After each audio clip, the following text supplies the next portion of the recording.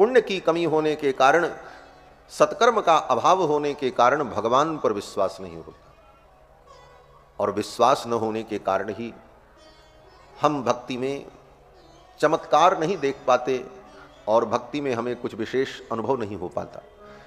कारण हमारी कमी है विश्वास। भगवान के चरणों में दृढ़ विश्वास हो हमारा, और ये विश्वास तब उत्पन्न होगा जब आप बार बार भगवान के चरित्र को सुनते रहेंगे, भगवान की लीलाओं को श्रवण करते रहेंगे। शरणागति में जिस शरणागति की बात पूज्य महाराज श्री ने की, श्री सुतीक्ष्णदास जी ने, कि अश्वत्थामा ने नारायणास्त्र चला दिया तो भगवान ने कहा सब प्रणाम कर लो, नारायणास्त्र शांत हो जाएगा। ये प्रणाम ही शरणागति है। भगवान नारायण के सामने शरणागति कर लो, तुम्हारे सारे अपराध भगवान क्षमा कर देंगे और तुम्हारी रक्षा भी करेंगे। लेकिन शर्त यह है कि महाविश्वास पूर्वकम, महाविश्वास के साथ। थोड़ा भी विश्वास में कमी हुई तो फिर काम नहीं होगा। भीम को विश्वास नहीं हो रहा था, वो अपनी गदा भांज रहे थे। भगवान ने कहा ये गदा रख दो और हाथ जोड़ लो, शरणागति कर लो भगवान की, नारायण की, ये नारायणास्त्र शांत हो जाएगा। अंत में सबने जब प्रणाम कर लिया तो नारायणास्त्र शांत हो गया। तो विश्वास बहुत बड़ी चीज है, और ये विश्वास भगवान में हमारा दृढ़ हो जाए तो कुछ असंभव नहीं है। भगवान कर्तुम अकर्तुम अन्यथा कर्तुम समर्थ हैं। भगवान सब कुछ कर सकते हैं, कैसे भी कर सकते हैं, किसी प्रकार से भी कर सकते हैं। कर्तुम अकर्तुम अन्यथा कर्तुम समर्थ हैं भगवान। श्रीमद् भागवत महापुराण की पावन चर्चा हम सभी लोग श्रवण कर रहे हैं। यह दिव्य ग्रंथ साक्षात भगवान श्री कृष्ण का मंगलमय शब्दमय विग्रह है। भगवान की शब्दमयी मूर्ति है श्रीमद् भागवत महापुराण। जैसे मंदिर में भगवान की मूर्ति होती है, पत्थर की, सोने की, चांदी की, लकड़ी की, उसी प्रकार भगवान श्री कृष्णचंद्र की शब्दमयी मूर्ति श्रीमद् भागवत महापुराण है। और इस दिव्य ग्रंथ के जो अनुबंध चतुष्टय हैं, अनुबंध चतुष्टय का मतलब होता है किसी भी ग्रंथ के 4 अनुबंध होते हैं जिनको अनुबंध चतुष्टय कहा जाता है। पहला, ग्रंथ का प्रतिपाद्य विषय क्या है, ग्रंथ किस विषय का प्रतिपादन करना चाहता है। दूसरा विषय, इस ग्रंथ का अधिकारी कौन है। और तीसरा अनुबंध होता है प्रयोजन, इस ग्रंथ का प्रयोजन क्या है। और चौथा अनुबंध होता है संबंध, उस प्रयोजन के साथ इस ग्रंथ का संबंध क्या है। इसी को कहते हैं अनुबंध चतुष्टय। अनुबंध चतुष्टय विषय, अधिकारी, प्रयोजन और संबंध। तो श्रीमद् भागवत महापुराण जो ग्रंथ है, इस ग्रंथ का विषय क्या है। तो एक शब्द में कहते हैं कि श्रीमद् भागवत का विषय है परम धर्म। परम धर्म का निरूपण करना। बोले धर्म से ऊपर जो है वो परम धर्म है। धर्म बड़ा व्यापक शब्द है, धर्म के अंतर्गत सब कुछ आ जाता है। लेकिन परम धर्म, बोले परम धर्म स्वयं भगवान है। भगवान ही परम धर्म है। धर्मस्य प्रभुरच्युतः रामो विग्रहवान धर्म। तो परम धर्म जो भगवान है, उनका निरूपण यही इस ग्रंथ का विषय है, परम धर्म। कैसा परम धर्म, बोले कपट रहित धर्म। धर्म प्रोज्झित कैतवोत्र परमो निर्मत्सराणाम सताम। धर्म के अंदर जो कपट है, उस कपट को निकालकर शुद्ध धर्म का वेद व्यास जी ने जो भागवत में निरूपण किया, वही परम धर्म है। ये बड़ी गंभीर बात है कि धर्म के अंदर से कपट को निकालकर शुद्ध धर्म का प्रतिपादन वेद व्यास जी भागवत में कर रहे हैं। तो प्रश्न यह है कि धर्म में कपट क्या है? कहते हैं अन्यत्र जो धर्म का वर्णन है ग्रंथों में, उन धर्मों में धर्म के साथ साथ कपट को भी मिलाया है, और कपट की मिलावट के कारण वह शुद्ध धर्म परम धर्म नहीं है। ये कपट क्या है? बोले कामना ही कपट है। हम जितना धर्म कर्म करते हैं उसमें कामना का कपट मिला देते हैं, और शास्त्र भी अन्य ग्रंथों में भी इन विषयों का उसी प्रकार से वर्णन भी किया गया। ये पूजा कर लो तो ये फल मिल जाए, ये पूजा करो तो ये फल मिले, धन चाहिए तो ये मंत्र जपो, विद्या चाहिए तो ये मंत्र जपो, ये फल चाहिए तो ये कर डालो। तो यह जो फलाभिकांक्षा से युक्त होकर कर्मों को करने का, धर्म को करने का आदेश शास्त्र का है, वह भी धर्म है, परंतु वह कपट मिश्रित धर्म है। उसमें कपट मिला हुआ है, स्वार्थ मिला हुआ है। उस स्वार्थ के लिए धर्म करो, अगर वो स्वार्थ नहीं है तो व्यक्ति धर्म नहीं करेगा। और इस कारण से हम धर्म को केवल अपनी भौतिक इच्छाओं की पूर्ति का साधन मान बैठते हैं। वस्तुतः धर्म आत्मकल्याण के लिए, धर्म केवल भौतिक कामनाओं की पूर्ति के लिए नहीं है कि मंदिर में जाकर वहां मत्था टेक लें तो हमारा काम बन जाए, वहां जाकर के मत्था टेक लें तो हमारा काम बन जाए, उनके हाथ से हम विभूति ले लें तो हमारा ये काम बन जाए। यह काम बनाने की जो प्रवृत्ति पैदा हुई धर्म में, इसने धर्म को दूषित कर दिया। और इसका परिणाम बोले बड़े बड़े ठग दुकान लगा करके बैठ गए, और ठगों की दुकान चल पड़ी, और सीधे साधे लोग धर्म के नाम पर ठगे जाने लगे। वस्तुतः धर्म आत्मकल्याण के लिए है। आत्मा के स्वरूप को जानकर, परमात्मा के स्वरूप को जानकर, इस मानव जीवन में हम क्यों आए हैं, इसका उद्देश्य क्या है, इसे जानकर हम संसार के कर्म बंधन से, दुख के बंधन से मुक्त हो जाएं, यह धर्म का उद्देश्य है। कर्म बंधन से, दुख के बंधन से हमारी निवृत्ति हो जाए, यह धर्म का उद्देश्य है, यही धर्म का लक्ष्य है। और इस लक्ष्य को हम समझ नहीं पाते और दूसरी बातों में ही हम उलझे रह जाते हैं। धर्म में कपट क्या है? बोले एक सन्यासी किसी गृहस्थ के घर भिक्षा मांगने गए।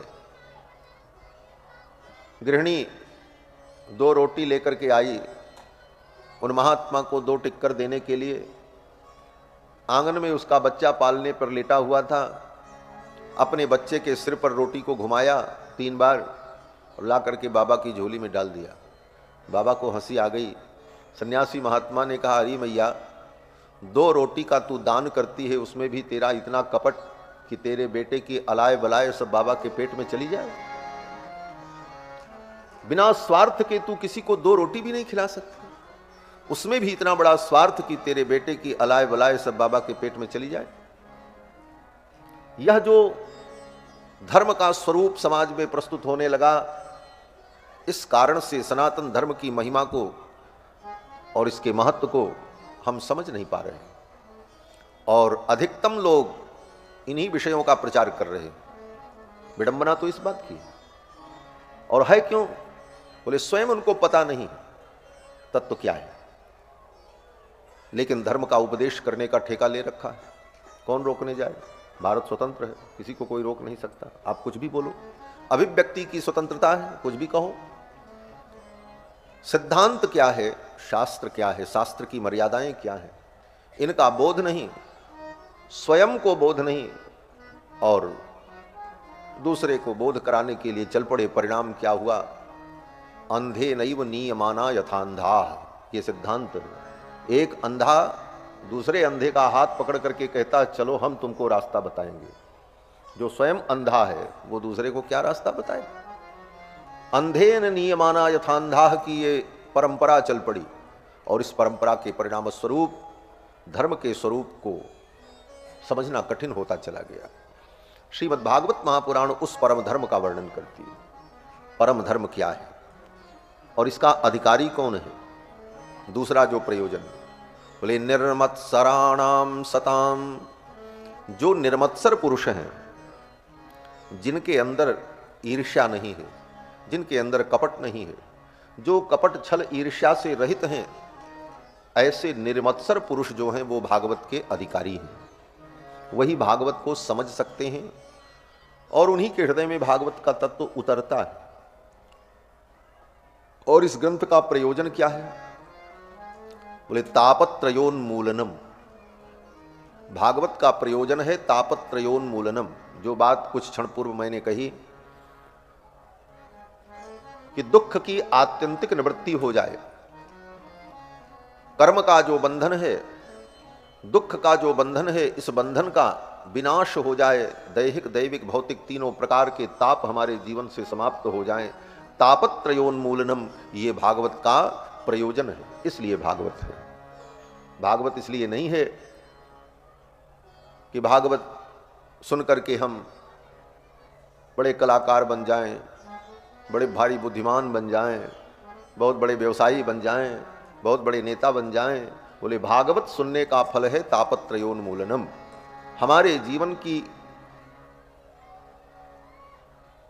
ईर्ष्या मत्सर ये दूर हो जाए और तीनों ताप का विनाश हो जाए। और भागवत के इस अनुबंध में जो चौथा अनुबंध है संबंध, इन विषयों का भागवत से संबंध क्या है? तो कहते हैं बोध्य बोधक भाव संबंध। बोध्य बोधक भाव संबंध का मतलब है कि जो बोध्य है, जिसको हम जानना चाहते हैं परम धर्म, उसका बोध कराएगा ये ग्रंथ। तो विषय के साथ इस ग्रंथ का जो संबंध है वो बोध्य बोधक भाव संबंध है। तो इस अनुबंध चतुष्टय का वर्णन वेद व्यास जी ने श्रीमद्भागवत के प्रारंभ में ही द्वितीय श्लोक में इन चारों विषयों का संक्षिप्त वर्णन किया। धर्म प्रोज्झित कैतवोत्र परमो निर्मत्सराणाम सताम वेद्यम वास्तव मत्र वस्तु शिवदम तापत्रयोन्मूलनम श्रीमद्भागवते महामुनिकृते किं वा परैरीश्वरे सद्य हृदयवरुध्यते प्रकृतभिः शुश्रूषभिस्तत्क्षणात्।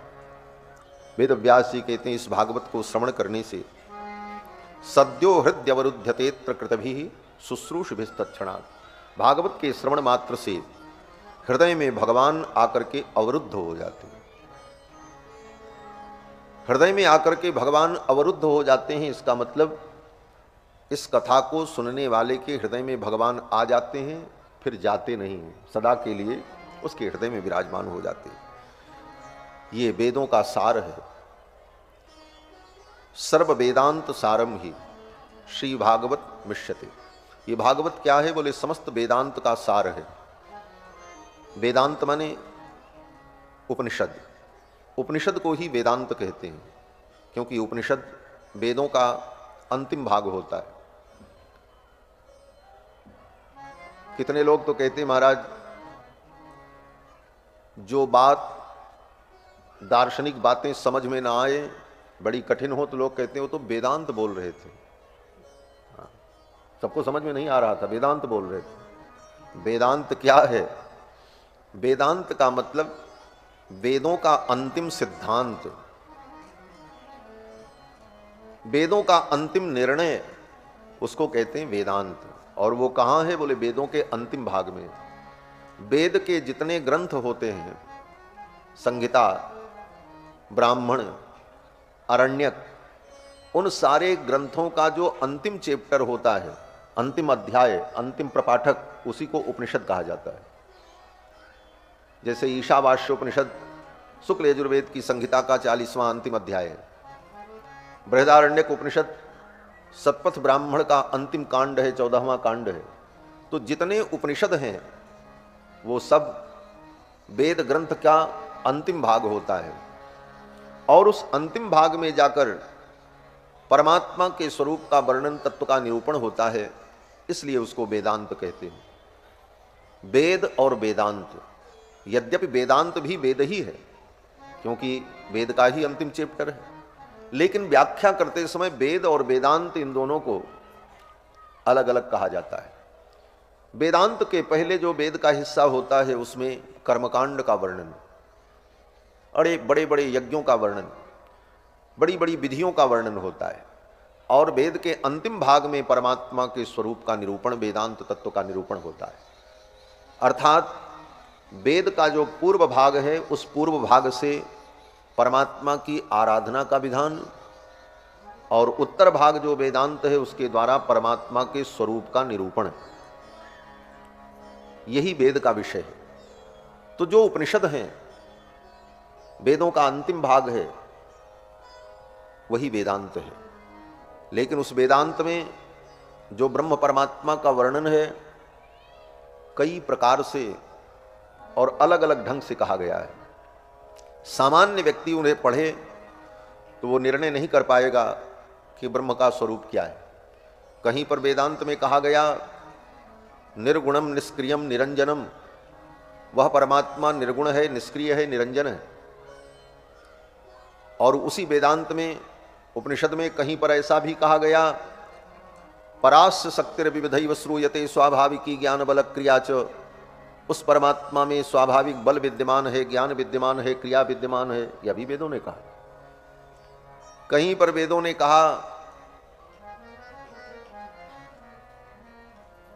वह परमात्मा, वह ब्रह्म और ये जीव दोनों एक ही हैं, अलग अलग नहीं है। तत्त्वमसि, हे श्वेत केतु तत्त्वमसि। गुरु उपदेश देते हैं अपने शिष्य को कि हे श्वेत केतु तत्त्वमसि, वो तत्ब्रह्म जो है वो तुम ही हो, तुम में और उसमें कोई अंतर नहीं। वेदों ने कहा अयम आत्मा ब्रह्म, ये आत्मा ही ब्रह्म है। लेकिन फिर उसी उपनिषद में यह भी कहा गया द्वा सुपर्णा सयुजा सखाया समानम वृक्षम परिशस्व जाते। ब्रह्म और जीव दोनों अलग अलग हैं और दोनों मित्र हैं, और एक ही वृक्ष पर दोनों बैठे हुए पक्षी के समान हैं। और वृक्ष क्या है? बोले माया का वृक्ष है। जीव रूपी जो पक्षी है वो माया के फल को खाने में लगा है, और ब्रह्म रूपी पक्षी जो है वो बिना कुछ खाए ही परमानंद में निमग्न है। अनशनन अभिचाकृषीति। कहीं पर वेदों में कहा गया एष आत्मा विभु, ये आत्मा विभु है। और कहीं पर वेद में, उपनिषद में कहा गया एषो आत्मा अणु, ये आत्मा अणु है, अत्यंत सूक्ष्म है। कितनी सूक्ष्म है? तो कहा बालाग्र शतभागस्य शतधा कल्पितस्य च भागो जीवस्य विज्ञेयः। बाल की नोक को लेकर उस बाल की नोक के 100 टुकड़े करो, फिर एक टुकड़े का 100 टुकड़े करो, जितना सूक्ष्म हो उतनी सूक्ष्म ये आत्मा है। ये वेदों ने कहा। इस प्रकार की जो परस्पर देखने में और सुनने में विरुद्ध प्रतीति है, इसका निराकरण करके वेदांत तत्व का निर्णय करना, वेदांत का सिद्धांत क्या है ये समझना कितना कठिन है। अब आप सोचो, वेदांत के, उपनिषद के इन वाक्यों का समन्वय करना कितना कठिन होगा सामान्य व्यक्ति के लिए। यहां पर ऐसा कहा गया, यहां पर ऐसा कहा गया, और किसी भी एक बात का आप खंडन नहीं कर सकते। उसको अस्वीकार करेंगे तब भी गड़बड़ हो जाएगा। क्यों? बोले सिद्धांत है, जो वेद को स्वीकार नहीं करता वो नास्तिक होता है। आप जान लो आज नास्तिक और आस्तिक की परिभाषा क्या है। सामान्य व्यक्ति यही जानता है नास्तिक का मतलब जो भगवान को न माने वो नास्तिक, और जो परमात्मा को, भगवान को माने वो आस्तिक। यही नास्तिक आस्तिक की परिभाषा लोग समझते हैं, लेकिन ये नास्तिक आस्तिक की परिभाषा नहीं है। नोट कर लेना, नास्तिक आस्तिक की परिभाषा हमारे सनातन धर्म में ये है कि जो वेद को प्रमाण मानता है वो आस्तिक, और जो वेद को प्रमाण नहीं मानता वो नास्तिक। भगवान को मानो न मानो वो बाद की बात है, वेद को मानना जरूरी है। श्री मनु जी महाराज मनु स्मृति में कहते हैं नास्तिको वेद निंदका। नास्तिक कौन है? बोले जो वेद की निंदा करता है, जो वेद को प्रमाण नहीं मानता वो व्यक्ति नास्तिक है, और जो वेद को प्रमाण मानता है वो आस्तिक है। वो भगवान को माने न माने, अगर वेद को मान रहा है तो वो आस्तिक है, और उसे आस्तिक ही कहा जाएगा। तो वेद के किसी वाक्य को अगर आप न मानो तो नास्तिकता हो जाएगी। इसलिए उपनिषद के उन सभी वाक्यों का समन्वय करना पड़ेगा, किसी भी वाक्य को छोड़ना नहीं है। और सारे वाक्य परस्पर विरुद्ध प्रतीत होते हैं। ऐसी स्थिति में सामान्य बुद्धि का व्यक्ति उपनिषद के, वेदांत के उस तत्व का निर्णय कैसे कर पाएगा? कितना कठिन है। तो भगवान वेदव्यास ने विचार किया।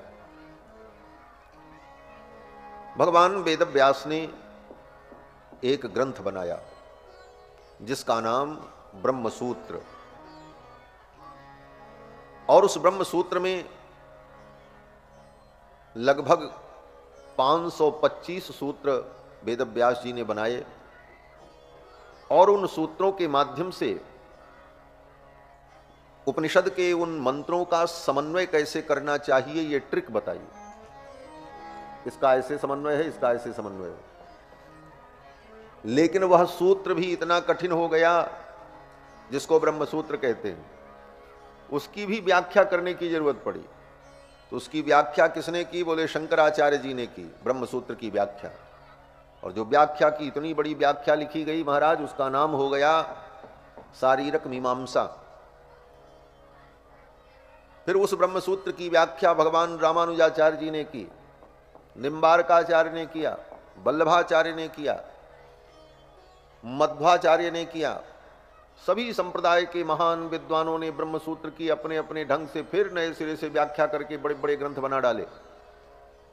उसके पहले भी बोधायन, टंकत, द्रविण, गुहदेव, कपर्दी, भारुचि जैसे विद्वानों ने बड़े बड़े व्याख्यान लिखे थे। जिस वेदांत के रहस्य को समझाने के लिए वेद व्यास जी ने ब्रह्म सूत्र लिखा, वो ब्रह्म सूत्र ही इतना रहस्यमय बन गया कि अनेक आचार्यों ने अपनी अपनी मति का उसमें उपयोग करते हुए जो व्याख्यान लिखा वह और कठिन होता चला। आज भी उन व्याख्यानों के आधार पर आपस में तत्व को लेकर विचार शास्त्रार्थ चलता रहता है। पूज्यपाद शंकराचार्य महाभाग कल पधारित, उन्होंने कहा न अद्वैतवाद, अद्वैतवाद का सिद्धांत। लेकिन हमारे रामानुजाचार्य कहते हैं अद्वैत तो है लेकिन उसमें विशिष्टता है, और विशिष्टता से युक्त होने के कारण वो विशिष्टाद्वैत है। आगे माध्व मुनि ने जब वर्णन किया तो वो कहते नहीं, अद्वैत तो है ही नहीं, द्वैत है। इस प्रकार विचार और चिंतन व्याख्याएं होती रहीं। वेद व्यास जी ने एक बार फिर विचार किया, जिस वेदांत के रस को, तत्व को प्रकट करने के लिए मैंने ब्रह्म सूत्र लिखा, वो ब्रह्म सूत्र भी दुरूह हो गया। तो अब उस ब्रह्म सूत्र की मैं ही कोई व्याख्या लिखूं, और उसी ब्रह्म सूत्र की व्याख्या के रूप में ही श्री वेद व्यास जी ने श्रीमद् भागवत महापुराण की रचना की, जो श्रीमद् भागवत महापुराण वेदांत की एक अद्भुत व्याख्या है। अर्थोयम ब्रह्म सूत्राणाम, ये भागवत क्या है? ब्रह्म सूत्र वेदांत का अर्थ है। सर्वोपनिषदामपि, सारे उपनिषद में जो विषयों का वर्णन है उन्हीं का ये सार है श्रीमद् भागवत।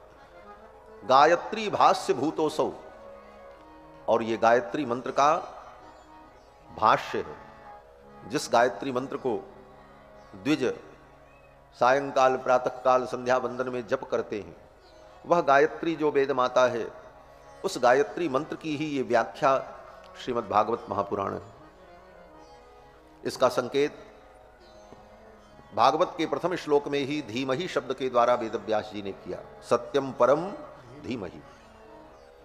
और धीमहि वैदिक प्रयोग गायत्री मंत्र में आता है, भर्गो देवस्य धीमहि। मानो वेद व्यास जी कहते हैं गायत्री मंत्र का जो तत्व है, उस तत्व की व्याख्या इस ग्रंथ में होने जा रही है, यह संकेत किया। गायत्री मंत्र ब्रह्म का निरूपण करने वाला मंत्र है, लेकिन उस मंत्र के सभी अधिकारी नहीं। आजकल तो स्त्रियां भी गायत्री मंत्र जपने लगी, लेकिन गायत्री मंत्र का जप स्त्री को नहीं करना चाहिए। स्त्री अगर गायत्री मंत्र का जप करेगी तो उसे अनिष्ट फल प्राप्त होगा, उसका कल्याण नहीं होगा। क्यों? बोले गायत्री मंत्र बहुत महान है, लेकिन सबके लिए नहीं है। गायत्री मंत्र की उपासना और जप केवल पुरुषों के लिए है, और पुरुषों में भी 3 वर्ण के लोगों के लिए, ब्राह्मण, क्षत्रिय और वैश्य। और उन 3 वर्णों में भी उनके लिए है जिनका विधि पूर्वक यज्ञोपवीत संस्कार हो। 15 वर्ष की अवस्था तक जिनका यज्ञोपवीत संस्कार हो गया हो, और उस यज्ञोपवीत संस्कार के समय में गायत्री मंत्र का उपदेश आचार्य ने किया हो, और नित्य प्रति वो व्यक्ति तीनों काल संध्या वंदन करता हो, आचार विचार से रहता हो, उसी व्यक्ति को गायत्री मंत्र जपने का अधिकार है, सबको नहीं। आजकल तो गायत्री मंत्र को भी ढोंगियों ने, पाखंडियों ने बाजारू वस्तु बना दी है। माइक में बज रहा है, रिकॉर्डिंग बज रही है, घर में, यात्रा में, सब जगह। गायत्री मंत्र अत्यंत गोपनीय मंत्र है। यहां तक कि गायत्री मंत्र का जोर से उच्चारण भी करने का निषेध है शास्त्र में। महर्षि याज्ञवल्क्य लिखते हैं अपनी स्मृति में कि दंतान नैव प्रकाशयेत। विप्र ब्राह्मण द्विज जब गायत्री मंत्र का जप करे तो उसका दांत भी नहीं दिखना चाहिए, दोनों ओंठ सटा रहे। बोलना तो दूर की बात है, मन में ही जप चले गायत्री मंत्र का। मननात् त्रायते इति मंत्र। मंत्र का यही अर्थ होता है, मनन करने पर जो त्राण करे उसका नाम मंत्र। और आजकल धर्म के नाम पर अधर्म का विस्तार होता है। कितने स्कूल में, विद्यालय में मैं जाता हूं तो देखता हूं, वहां के लोग कहते हैं हमारे यहां बच्चे गायत्री मंत्र से ही प्रार्थना करते। तुम उनका संस्कार बिगाड़ रहे हो, गायत्री मंत्र उनसे जपा रहे हो, उनको तुम पाप की ओर ले जा रहे हो। बोले महाराज गायत्री मंत्र से कल्याण होगा। बोले गायत्री मंत्र से कल्याण होगा, लेकिन किसका होगा? सबका नहीं होगा, जिसका होगा उसी का होगा। सब सबके लिए नहीं होता है। शास्त्र का एक निश्चित मार्ग है, एक सरणी है, उस मार्ग से चलने पर ही कल्याण होता है। किसी को ब्लड प्रेशर की समस्या हो और उसको आप शुगर की दवा खिला दो तो ठीक होने के बजाय और उल्टा हो जाएगा। जिसको जो समस्या है उसके लिए शास्त्र क्या कहता है, यह करना धर्म है।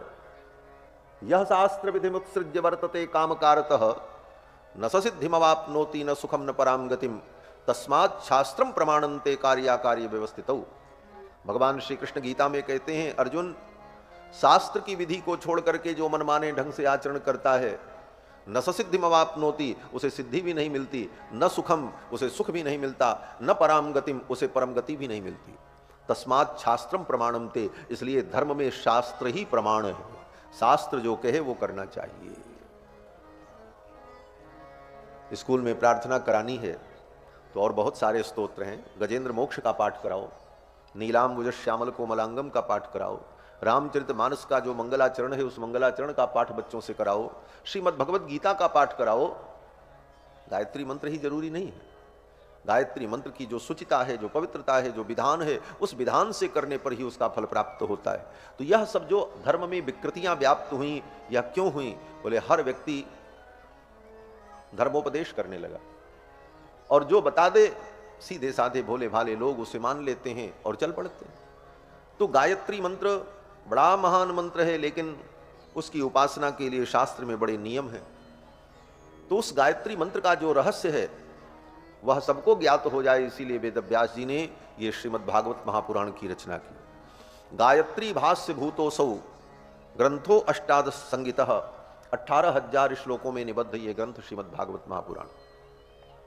इसमें 12 स्कंद हैं, 335 अध्याय है और 18,000 श्लोक है।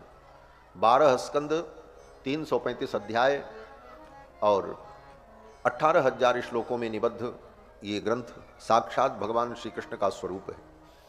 नैमिषारण्य में 88,000 मुनियों ने, सौनकादि मुनियों ने सूत जी से प्रश्न किया। पहला प्रश्न किया, श्रेय क्या है, ये मैं जानना चाहता हूं। किम श्रेयः, श्रेय क्या है? ये प्रश्न हमको आपको भी जानना चाहिए। श्रेय क्या है? श्रेय माने परम कल्याण। जीव का परम कल्याण कैसे होता है और जीव का परम कल्याण है क्या, इसी को कहते हैं श्रेय। तो ऋषियों ने पूछा कि श्रेय क्या है, ये हम जानना चाहते हैं। दूसरा प्रश्न किया, शास्त्र सारः कः, समस्त शास्त्रों का सार क्या है? शास्त्र तो बहुत कुछ बता रहे हैं, सारे शास्त्रों को पढ़ करके समझ करके फिर उसका निर्णय करना ये 100 वर्ष की आयु में व्यक्ति के लिए संभव नहीं है। सारे शास्त्रों का सार क्या है, ये दूसरा प्रश्न किया। तीसरा प्रश्न किया, स्वावतार प्रयोजनम, भगवान के अवतार का प्रयोजन क्या है? भगवान अवतार क्यों लेते हैं? और चौथा प्रश्न किया किम कर्म, अवतार लेकर के भगवान कौन कौन से कर्म करते हैं।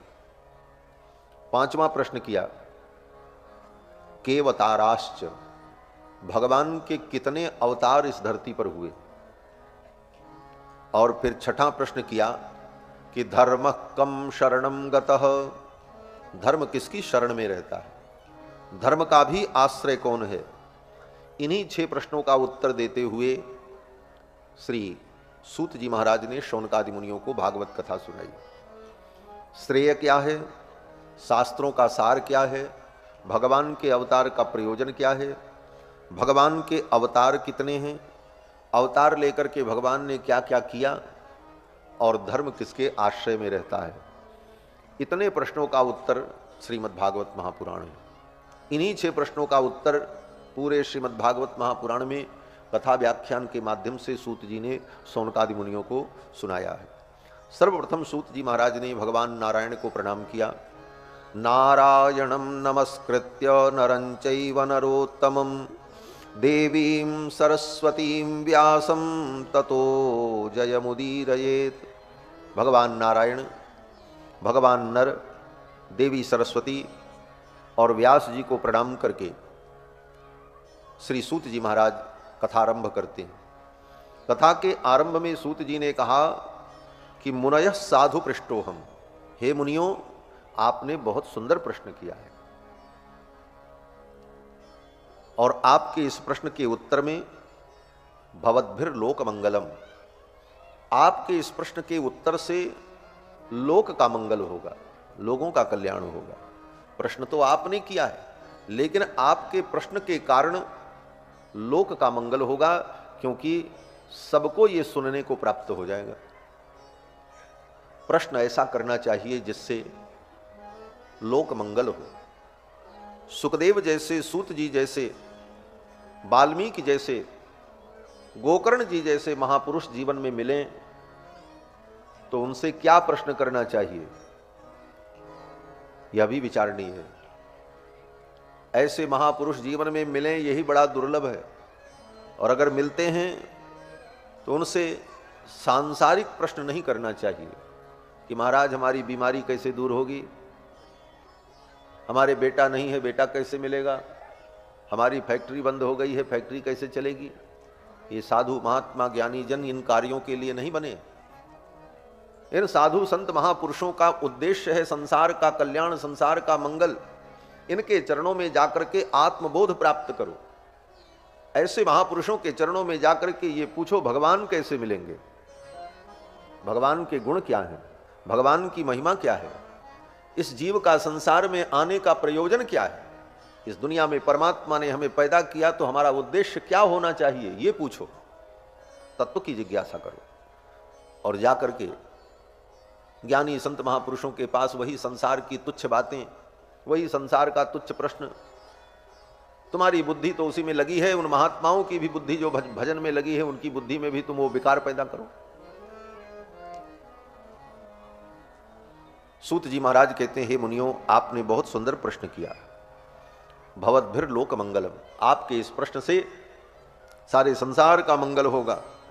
यत् कृतः कृष्ण संप्रश्नो येनात्मा सुप्रसीदति, तुमने कृष्ण के विषय में प्रश्न किया है, यहीं से भागवत शुरू होती।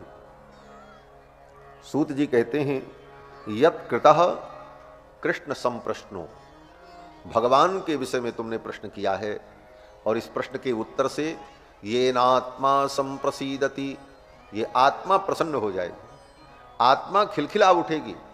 इस आत्मा को प्रसन्न करने का प्रश्न जानो क्या है, बोले भगवान के विषय में प्रश्न करो।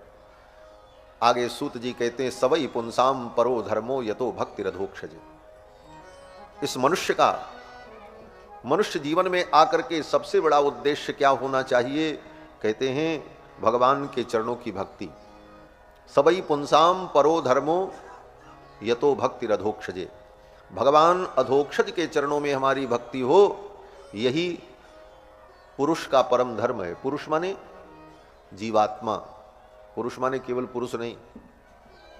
जहां पर ऐसे जगहों पर पुरुष शब्द आता है तो पुरुष का अर्थ होता है जीवात्मा, चाहे वो स्त्री के शरीर में हो चाहे पुरुष के शरीर में हो।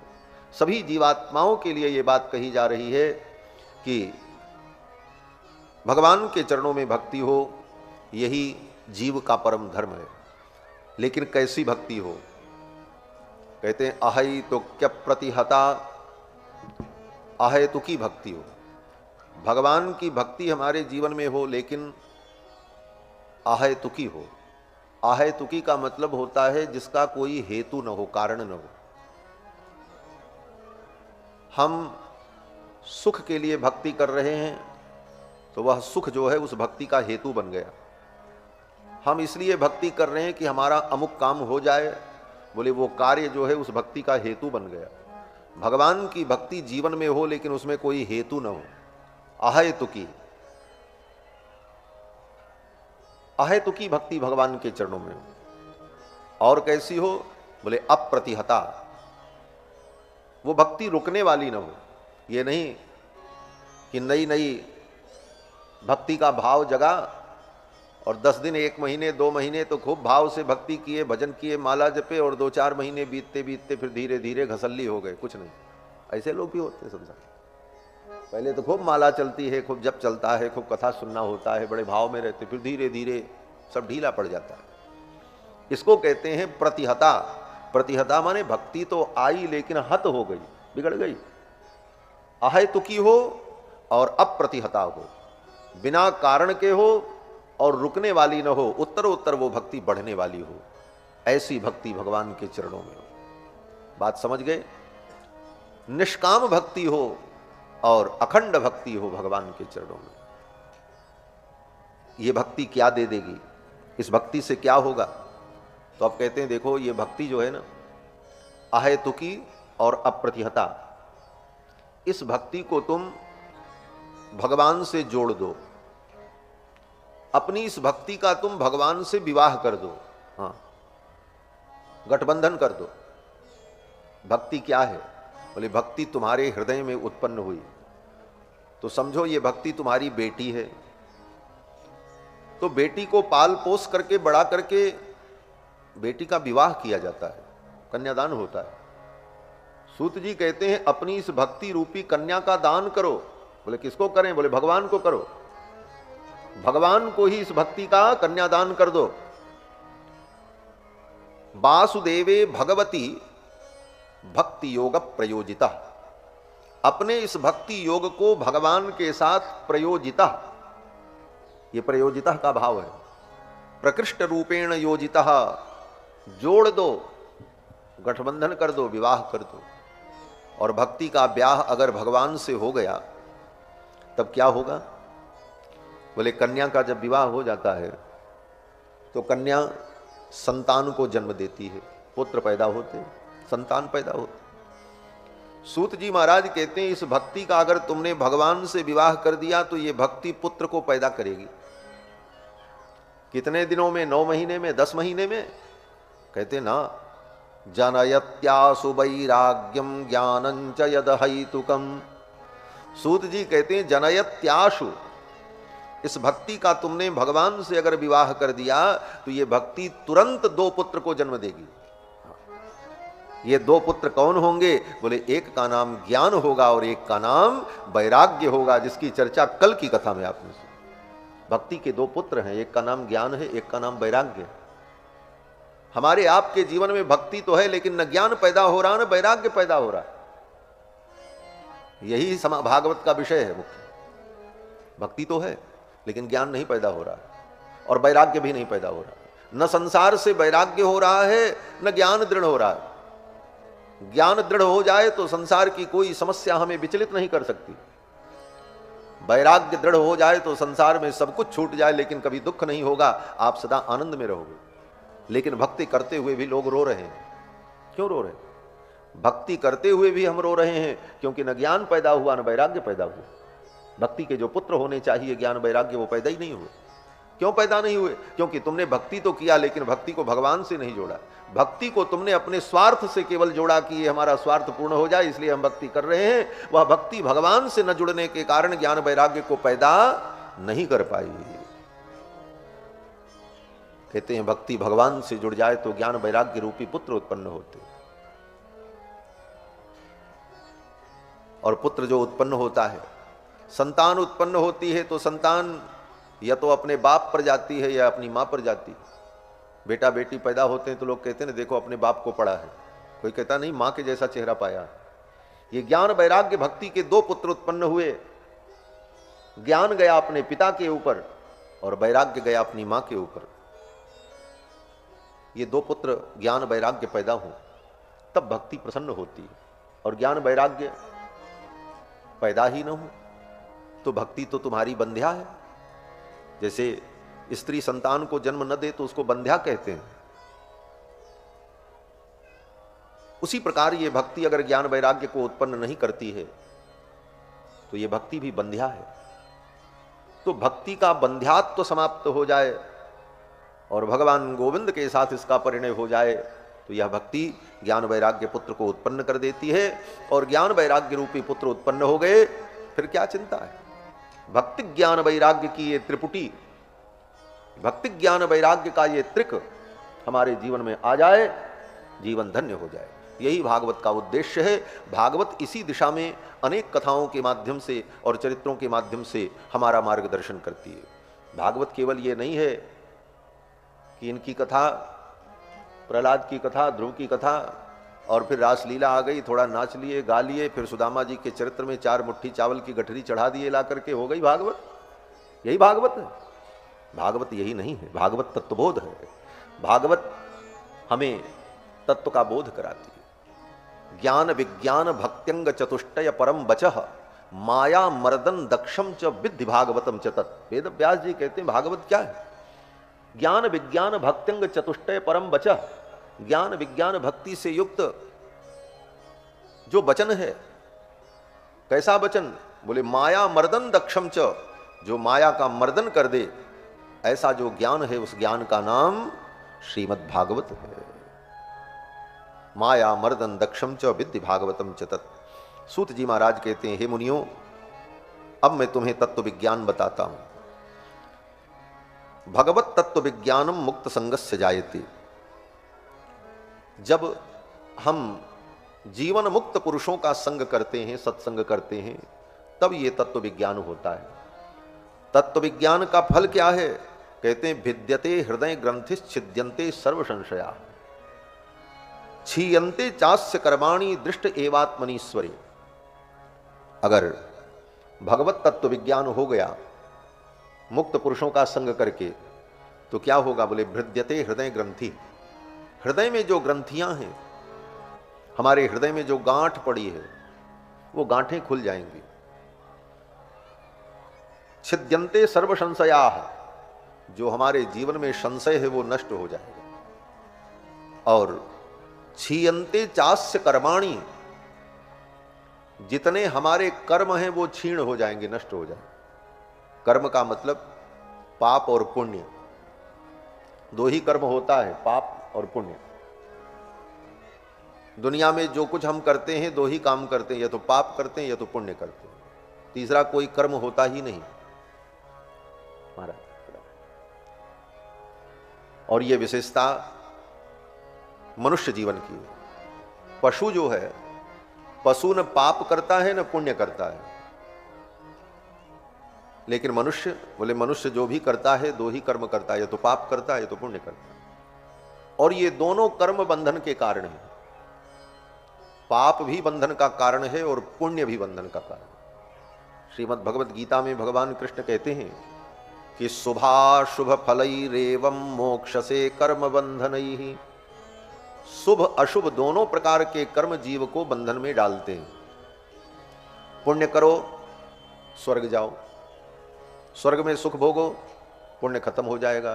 फिर संसार में आओ, फिर पुण्य करो, फिर स्वर्ग जाओ, फिर पुण्य भोगो, फिर संसार में आओ, ये चलता रहेगा, मुक्ति नहीं मिलेगी। यही स्थिति पाप की है। पाप करो, फिर पाप का फल भोगने के लिए नरक में जाओ, पाप का फल भोग लिया, पाप खत्म हो गया, फिर संसार में जीव आएगा, फिर पाप करेगा।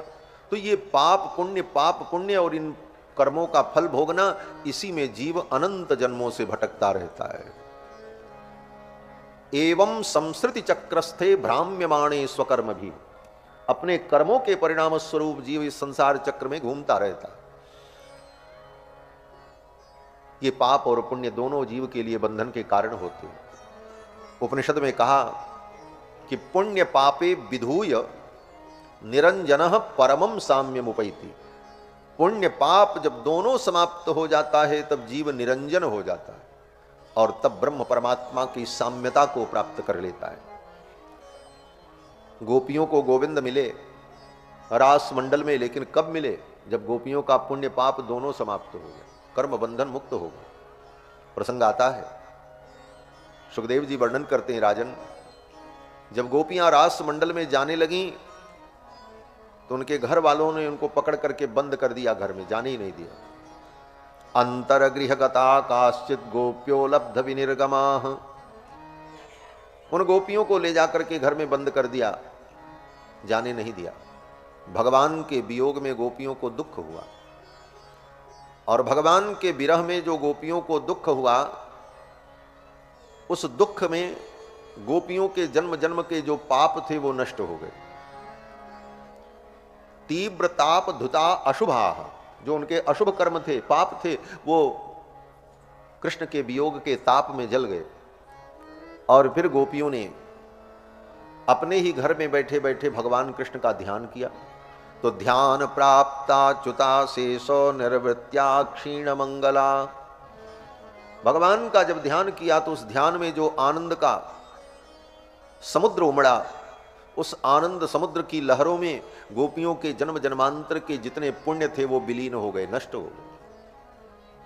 गोपियों का पाप और पुण्य जब दोनों समाप्त हो गया तब गोपियां कर्म बंधन से मुक्त हो गई।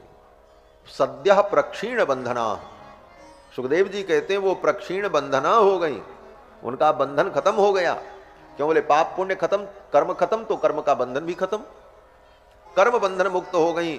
परिणाम बोले जहुर गुणमयम देहम सद्यः प्रक्षीण बंधना, उनका जो देह था उनके घर में रखा रह गया, शरीर घर में बंद पड़ा है और गोपियां आत्म रूप से रास मंडल में पहुंच गईं, देह बंधन से मुक्त होकर। यह रासलीला का रहस्य था।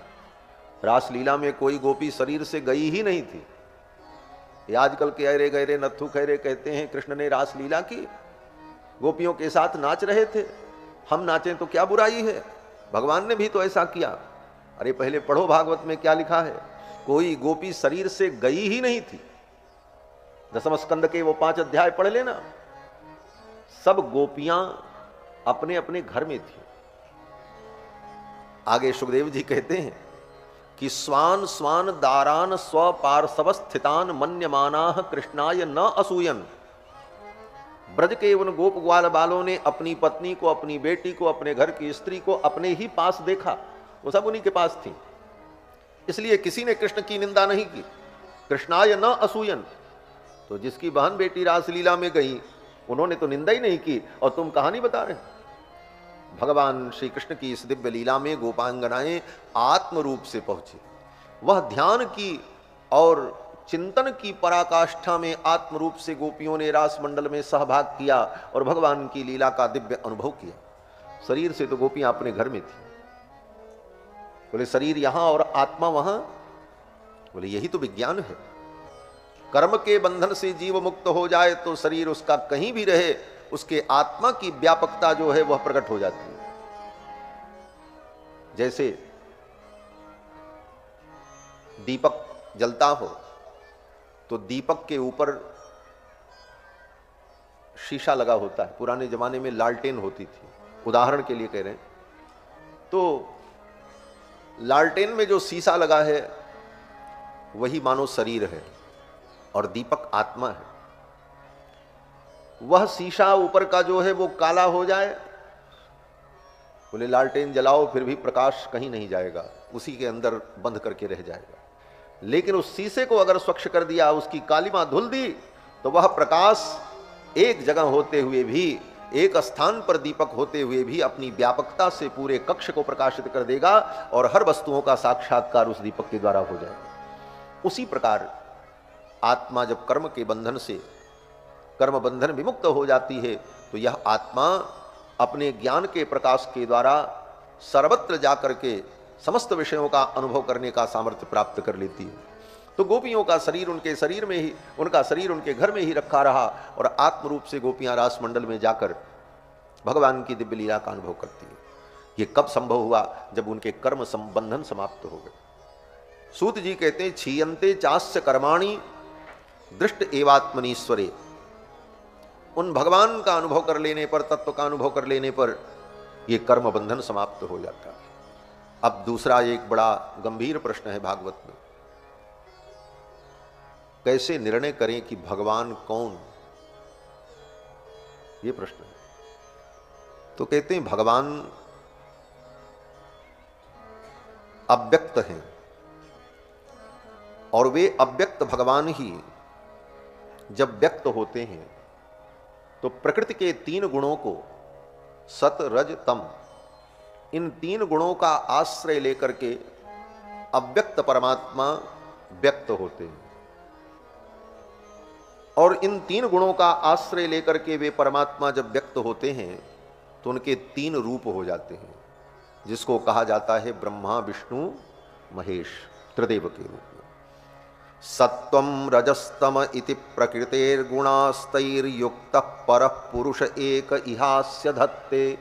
वह एक परम पुरुष परमात्मा सत रज तम 3 गुणों का आश्रय लेकर 3 रूपों में व्यक्त होता है, आविर्भूत होता है।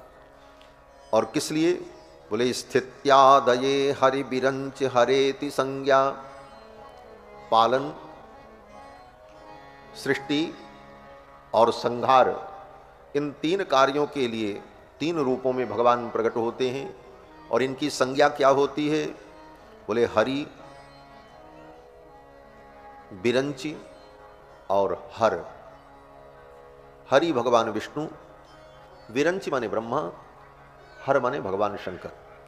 इन 3 रूपों में, अब इन 3 रूपों को भगवान ने जो धारण किया 3 गुणों का आश्रय लेकर, सत्व गुण के द्वारा भगवान हरि,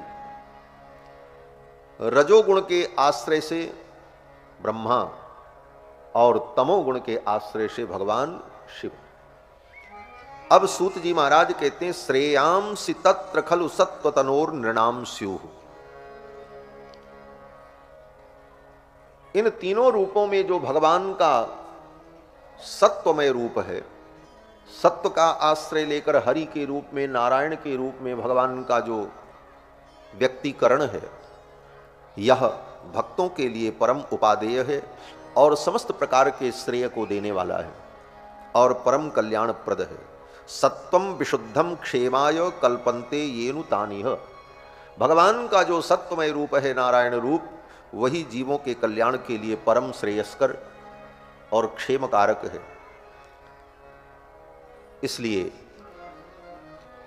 बुद्धिमान व्यक्ति को अनेक घोर रूप देवताओं की आराधना से हटकर भगवान श्री हरि की आराधना करनी चाहिए। स्पष्ट कहा है सूत जी ने यहां पर, मुमुक्षवो घोर रूपान हित्वा भूतपति नथ। जो मुमुक्षु हैं, जो तत्व जिज्ञासु हैं, ऐसे व्यक्ति को क्या करना चाहिए?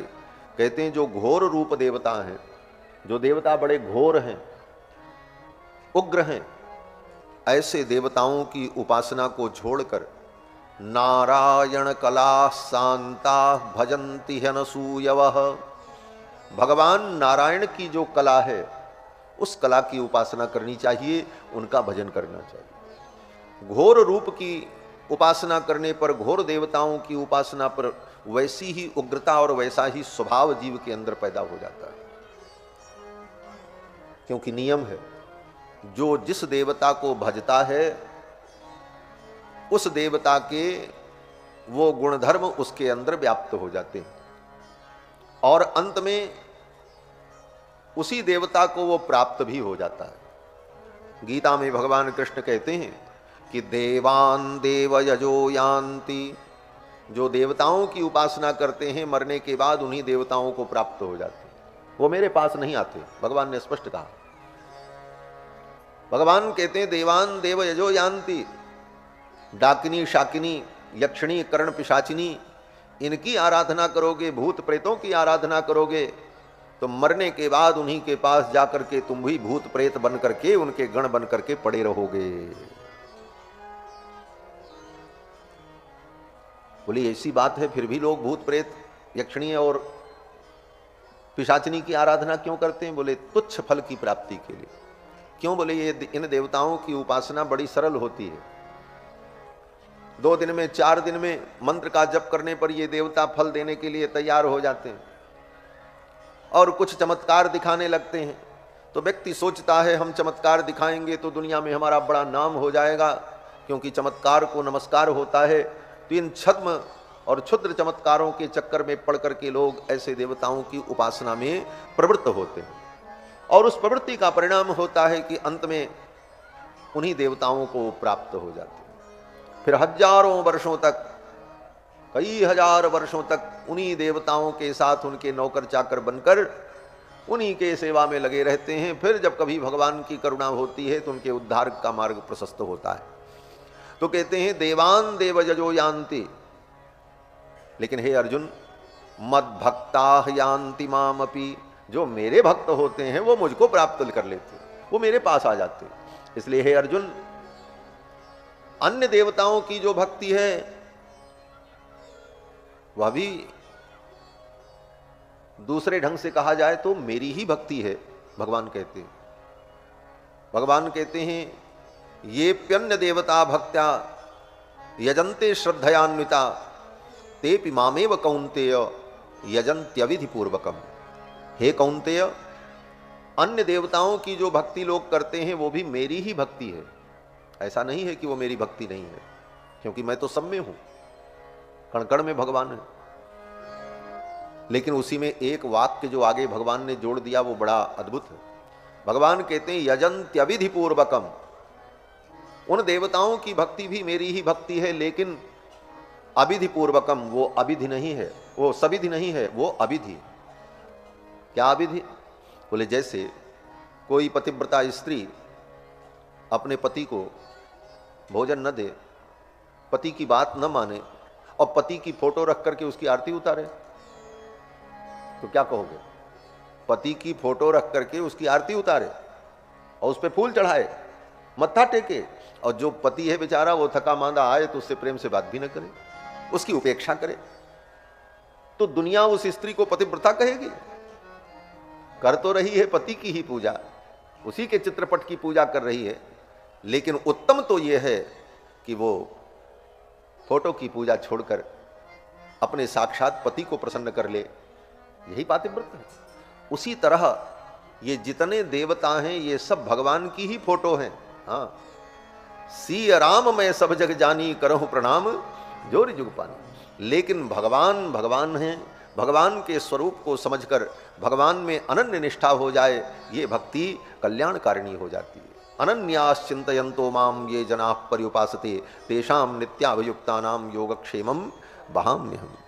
तो भगवान का जो सत्वमय रूप है वो भक्तों के लिए परम उपास्य है।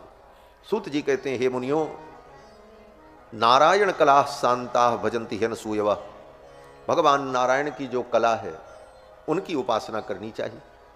कला माने अवतार। भगवान के कितने अवतार हैं? बोले भगवान के अनंत अवतार हैं, कोई गणना ही नहीं है भगवान के कितने अवतार हैं। लेकिन उन अवतारों में 24 अवतार प्रमुख हैं जिनका वर्णन पुराणों में सर्वत्र प्राप्त है। उन 24 अवतारों का संक्षिप्त वर्णन श्री सूत जी महाराज ने शौनकादि मुनियों को सुनाया। भगवान का पहला अवतार सनकादिकों के रूप में हुआ, दूसरा अवतार भगवान का वराह के रूप में हुआ। धरती का उद्धार करने के लिए भगवान वराह बनकर के आए और धरती को अपनी दाढ़ पर लेकर के भगवान जल से बाहर आए। उसी समय हिरण्याक्ष आया, उसका भगवान ने वध कर दिया। ये भगवान का दूसरा अवतार। तीसरा अवतार भगवान का देवर्षि नारद के रूप में हुआ, नारद जी भगवान के अवतार हैं। चौथा अवतार भगवान का बद्री नारायण भगवान के रूप में, जिनको हम लोग बद्री विशाल भगवान कहते हैं। धर्म नाम के एक महर्षि थे।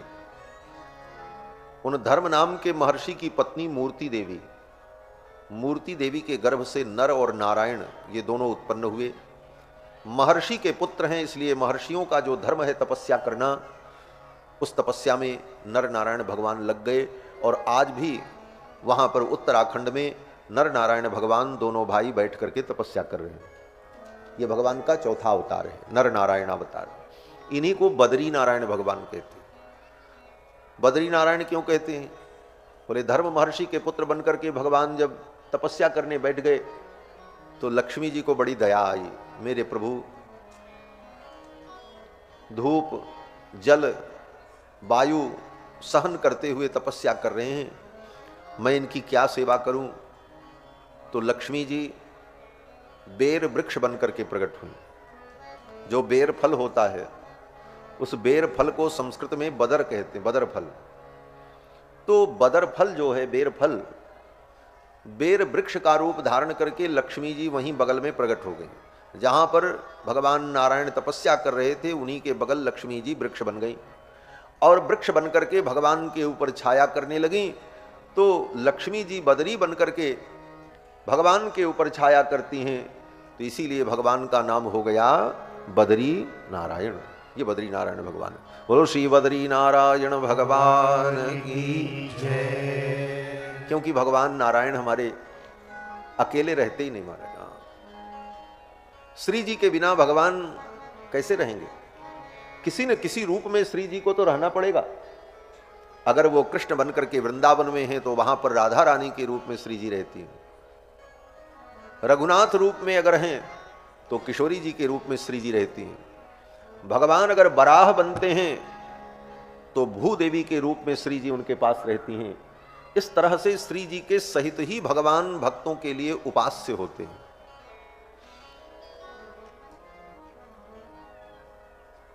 तो लक्ष्मी जी बद्री वृक्ष बनकर छाया करने लगी, इसलिए नाम पड़ गया बद्री नारायण भगवान। भगवान का पांचवा अवतार कपिल मुनि के रूप में हुआ। महर्षि कर्दम की पत्नी देवहूति के गर्भ से भगवान कपिल प्रकट हुए, जिन्होंने अपनी मां देवहूति को सांख्य शास्त्र का उपदेश किया है। भगवान का छठवां अवतार दत्तात्रेय के रूप में हुआ। अत्रि महर्षि की पत्नी अनुसुया के गर्भ से भगवान दत्त के रूप में प्रकट हुए, दत्तात्रेय।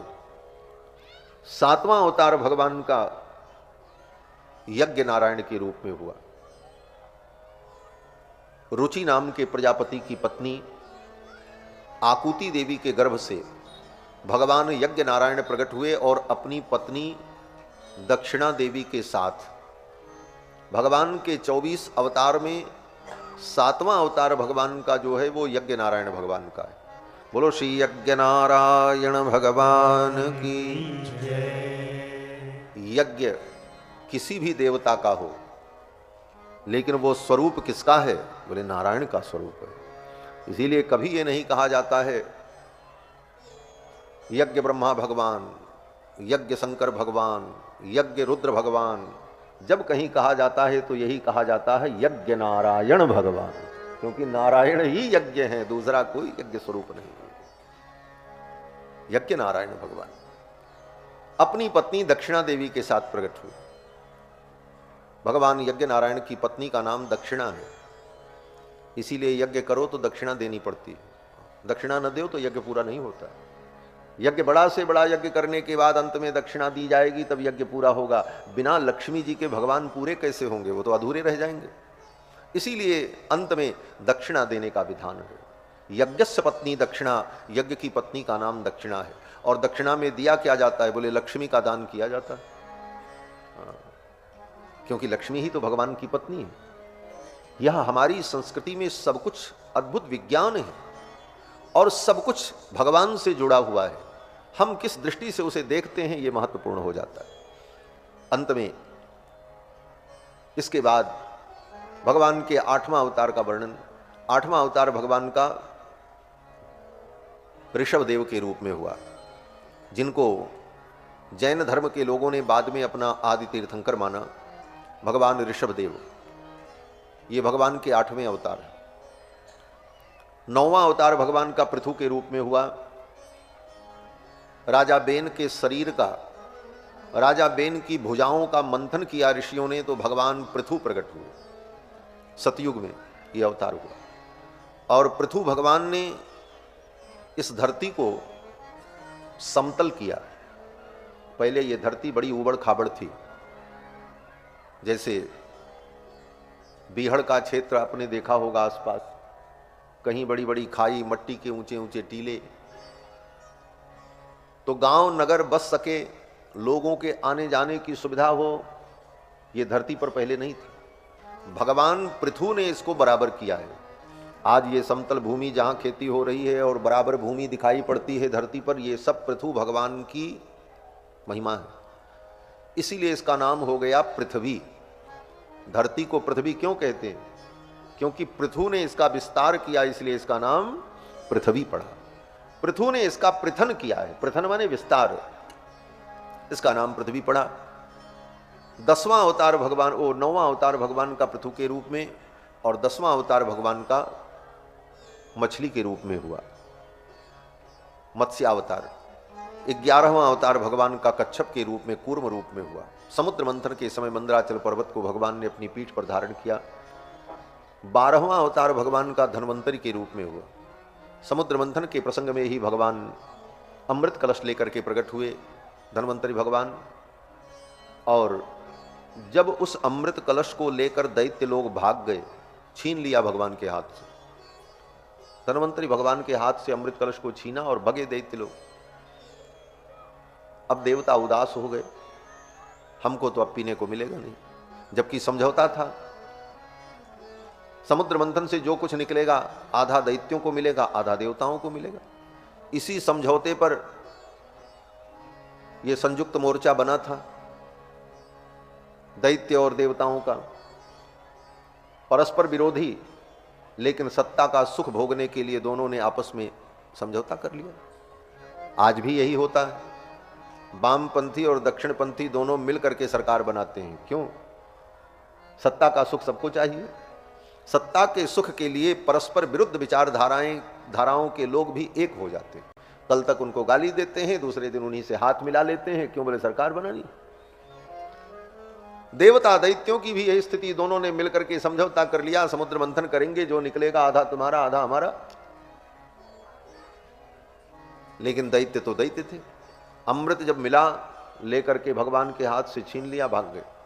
देवता बेचारे देखने लगे, अब तो हमें अमृत मिलेगा नहीं। भगवान की ओर देखा, सर्वोपाय विधीश्वर, समस्त प्रकार के उपाय को जानने वाले भगवान ने लीला की और मोहिनी रूप में भगवान प्रकट हो गए। सुंदर स्त्री का रूप भगवान ने धारण कर लिया।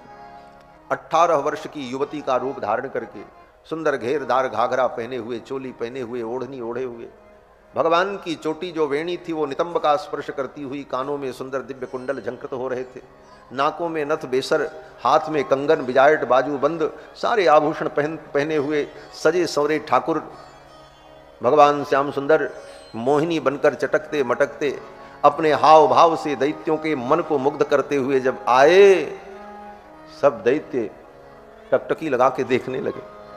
बोले ये कौन आ गई? अब तो सभी दैत्य झगड़ा छोड़कर अमृत कलश लेकर मोहिनी के पास आ गए। देवी आप कौन हो? मोहिनी भगवान ने कहा, देखो भाई झगड़ा तुम क्यों कर रहे हो? दैत्यों ने कहा अमृत के लिए झगड़ा है। बोले बांट करके पी लो। दैत्यों ने कहा हम आपस में बांट के नहीं पी पाएंगे, क्योंकि हमारा स्वभाव बड़ा विचित्र है। देवी आप ही बांट दो तो हमारा झगड़ा नहीं होगा। मोहिनी भगवान ने अमृत ले लिया और अमृत बांटने के बहाने उन्होंने दैत्यों के साथ छल किया और देवताओं को अमृत पिलाया। ये भगवान का मोहिनी अवतार है। ये 13वां अवतार। 14वां अवतार भगवान का नरसिंह के रूप में हुआ। चतुर्दशम नारसिंहम बिभ्रत दैत्येंद्र मूर्जितम। हिरण्यकश्यपु ने जब प्रहलाद से कहा तेरा परमात्मा कहां है, प्रहलाद जी ने कहा सर्वत्र। प्रहलादस्ति यदीश्वरो बद हरि सर्वत्र में दर्शय। प्रहलाद जी ने कहा वो परमात्मा सर्वत्र है। हिरण्यकश्यपु ने कहा मैं दर्शय, मुझे दिखाओ। अगर वो सर्वत्र है तो स्तंभे, इस खंभे में मुझे क्यों नहीं दिखाई पड़ रहा? प्रहलाद जी ने कहा हमको तो दिख रहा है। तब तक हिरण्यकश्यपु को जोश आया, उसने उठ करके एक मुष्टिका का प्रहार किया, खंभा टूट गया, गर्जना करते हुए नरसिंह भगवान प्रकट हो गए। यस्तंभात गर्जमानो गगट गडगडात बालचंद्राथ दृष्ट व्योमाभूत पाट्यमानो पपट पटपट स्ताड्यमान सटाभि। अपनी सटाओं को जटाओं को झटकते हुए नरसिंह भगवान खंभे से प्रकट हो गए, हिरण्यकश्यपु का वक्षस्थल विदीर्ण कर दिया और भक्त प्रहलाद पर अनुग्रह किया। ये भगवान का 14वां अवतार। 15वां अवतार भगवान का वामन के रूप में हुआ, पंचदशम वामनकम। राजा बलि के यज्ञ में 3 पग पृथ्वी मांगने गए, सब कुछ ले लिया, और इसी अवतार में भगवान के चरण को धोकर ब्रह्मा जी ने कमंडल में रख लिया तो गंगा जी प्रकट हो गई, गंगा का अवतरण हुआ। भगवान का 16वां अवतार परशुराम जी के रूप में हुआ, और 17वां अवतार भगवान का वेदव्यास जी के रूप में, 18वां अवतार भगवान का श्री रघुनाथ जी के रूप में हुआ। नर देवत्वमापन्न सुर कार्य चिकीर्षया समुद्र निग्रहादीनी चक्रे वीर्याण्यतः परम। भगवान का 18वां अवतार अयोध्या में हुआ और 4 रूपों में हुआ। कृत्वात्मानं चतुर्विधम, एक ही तत्व परमात्मा तत्व 4 रूपों में अयोध्या में प्रकट हुए, राम लक्ष्मण भरत शत्रुघ्न। कृत्वात्मानं चतुर्विधम, तो ये भगवान का 18वां अवतार। इस 18वें अवतार में भगवान के अवतार का मुख्य प्रयोजन क्या था? बोले समुद्र निग्रहादीनी, असुरों का निग्रह और समुद्र का निग्रह। समुद्र पर भगवान ने सेतु बना दिया सीता जी के लिए, लंका जाने के लिए समुद्र पर सेतु बनाई। बोले इस बात की चर्चा वेदव्यास जी यहां पर करते हैं। भगवान श्री राम के अवतार में बहुत सारे चरित्र हैं, लेकिन समुद्र निग्रह की ही बात क्यों? समुद्र निग्रहादीनी, समुद्र निग्रह ये साधारण कार्य नहीं था, ये भगवान का अतिमानुष चरित्र है। अतिमानुष चरित्र का मतलब जो चरित्र मनुष्य के द्वारा संभव न हो, वह चरित्र अतिमानुष चरित्र हो सकता है।